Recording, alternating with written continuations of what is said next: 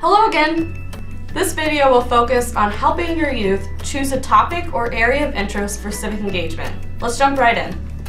One of the most important aspects of youth civic engagement is the youth.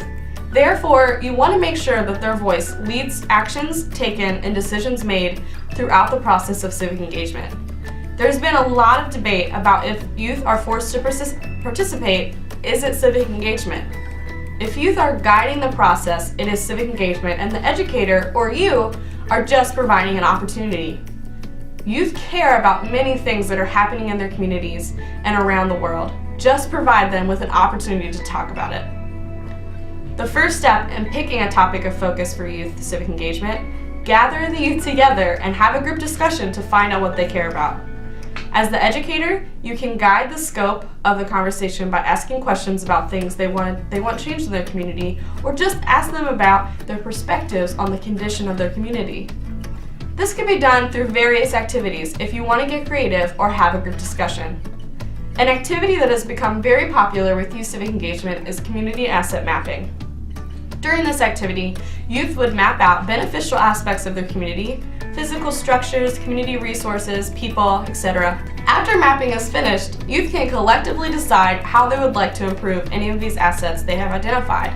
Or they can use this map as a resource they can utilize for support with the project after they decide on a topic focus. This activity is a good tool to get you thinking about possible topics and developing a list of possible supporters for future actions and initiatives by youth to improve their community. To start a discussion with youth, you can start with the broad question: what community issues would you like to see changed or addressed? Once one person speaks out, the conversation usually begins to flow naturally. Act as a moderator of the conversation, because youth are usually more aware of issues than we give them credit. We want to make sure the conversation is productive and doesn't become a yelling match. Based on the conversation, you should be able to narrow the topics to a handful. To give youth the final say, have them vote to decide what topic to focus on.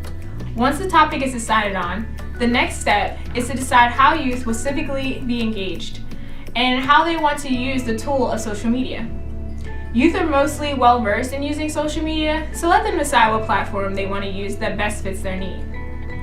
This is where it is important to be thoughtful in choosing a platform that makes sense for your program. Don't use a platform for the sake of just using it. It needs to be thoughtful and match your goals. Oversee their posts and activity on the different platforms to make sure they are using it appropriately.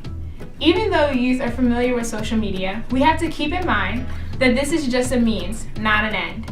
Help youth make that connection of turning online action into offline action.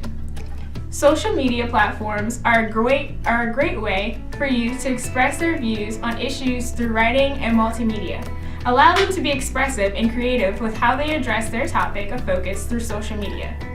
The next video will be to describe how to create an online community and use social media to establish connections for support and resources. We hope you'll join us.